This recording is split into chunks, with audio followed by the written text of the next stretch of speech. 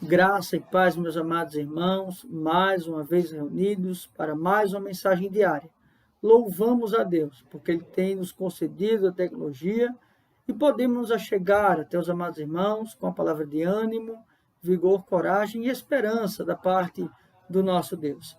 Meus amados irmãos, nós hoje vamos dar continuidade na carta do apóstolo Paulo aos Gálatas, agora no capítulo 5, dos versos 16 ao verso 26. Mas antes vamos ter uma breve oração, rogando ao nosso Deus por iluminação. Oremos ao Senhor.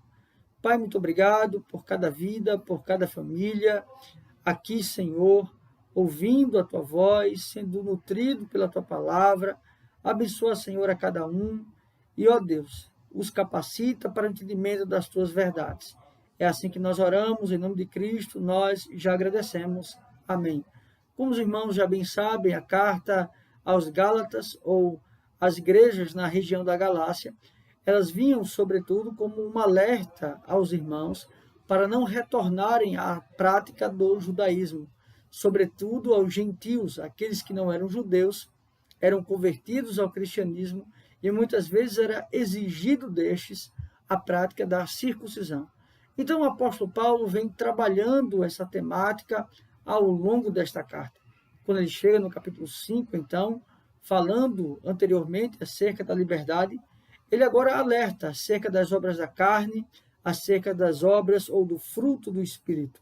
Então, nós vamos observar, verso a verso, algumas colocações muito importantes que o apóstolo Paulo fala acerca dessas verdades. Assim diz, a partir do verso 16: Digo, porém, andai no Espírito, e jamais satisfazeis a concupiscência da carne. Meus amados irmãos, aqui não é uma concepção de anulação da carne ou anulação do ser natural ou do ser social.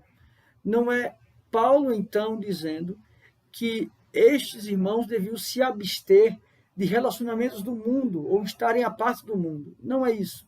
Mas é que este mundo ele é regido, ele é dirigido por, muitas vezes, lei e normas que distorcem as verdades da palavra de Deus.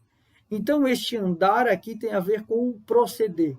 E o proceder não é de acordo com a carne ou com a concepção natural, mas sim com o entendimento do Espírito, pois ele é que nos convence do pecado, da justiça e do juízo.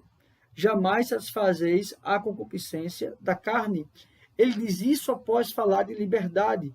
Perceba que então o que ele quer dizer aqui, que na verdade a liberdade de consciência nos faz muitas vezes ter a consciência de que nós devemos nos privar daquilo que muitas vezes é lícito e, claro, com certeza, evitar aquilo que é tido como ilícito, porque a carne milita contra o espírito e o espírito contra a carne, porque são opostos entre si, para que não façais o que porventura seja do vosso querer.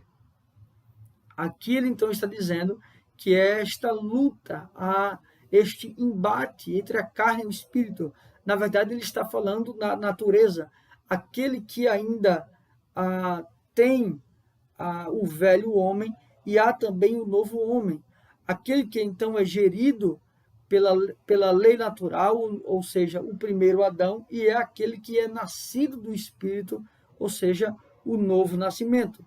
Verso de número 18: Mas se sois guiados pelo Espírito, não estais sob a lei. Ora, as obras da carne são conhecidas e são a prostituição, impureza, lascívia. Perceba que aqui também ele fala acerca da imoralidade. Aqui não é uma anulação da obra regeneradora do Espírito para com a lei, mas a lei não tendo domínio quer dizer que ela não tem um poder condenatório. Verso de número 20. Idolatria, feitiçaria, ele vai dizer então, inimizades, porfias, ciúmes, iras, discórdias, de sensações, fascinações. Aqui ele vai trabalhar alguns pecados que estão atribuídos à lei natural ou à própria carne. Invejas, bebedices, glutonarias e coisas semelhantes a estas, a rejeito das quais eu vos declaro, como já outrora vos preveni, que não herdarão o reino dos céus. Os que tais coisas praticam. Aqui não é uma condição para a entrada no reino de Deus, ou seja, não é a observância dos seus atos que fará com que Deus, então, decrete ou não o seu estado de condenação ou de salvação, mas é que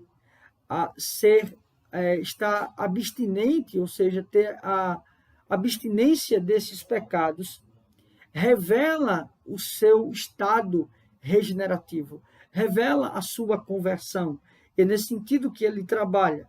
No verso de número 22, mas o fruto do Espírito é amor, alegria, paz, longanimidade, benignidade, bondade, fidelidade, mansidão, domínio próprio. Contra estas coisas não há lei. Ou seja, aqui então ele trabalha o fruto do Espírito. Este fruto é o próprio Espírito.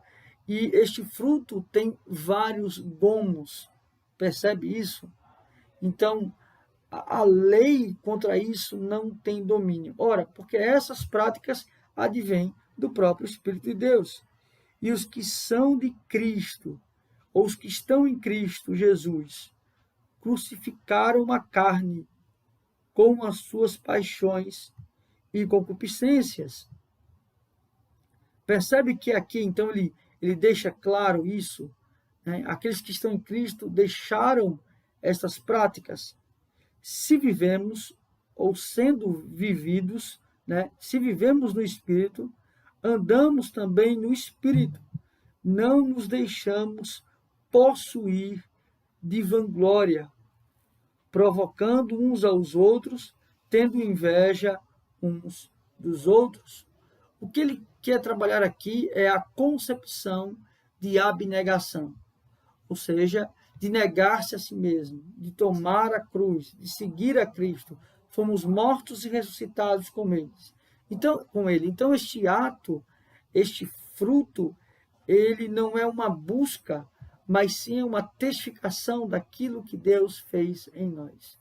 Meus amados irmãos, que verdades preciosas essa porção da palavra nos ensina, e sobretudo de sermos graciosos para com Deus, e fomos também agraciados por Deus, por termos tão sublime salvação. Perceba, isso é importante, principalmente nas nossas relações. Nós não podemos refletir diferente para com os outros. Nós não podemos ser mesquinhos, egoístas, invejosos para com os outros, porque senão nós não revelamos o Espírito, nós revelamos a carne. E se revelamos a carne, não fomos mortos e ressuscitados com Cristo. Que Deus assim os abençoe, meus amados irmãos. Vamos orar ao Senhor mais uma vez, encerrando esse momento. Pai querido, Pai amado, obrigado pela Tua palavra, obrigado pela Tua graça, bondade e misericórdia. Santificado seja o Senhor, ó Deus, que nos deu o Teu Santo Espírito para nos convencer do pecado, da justiça e do juízo. Ó Deus, trabalhe em nossos corações, nos faz cada vez mais parecidos com o Teu Filho. É assim que nós oramos. Em nome de Cristo, nós já agradecemos. Amém. Que Deus assim os abençoe, meus amados irmãos.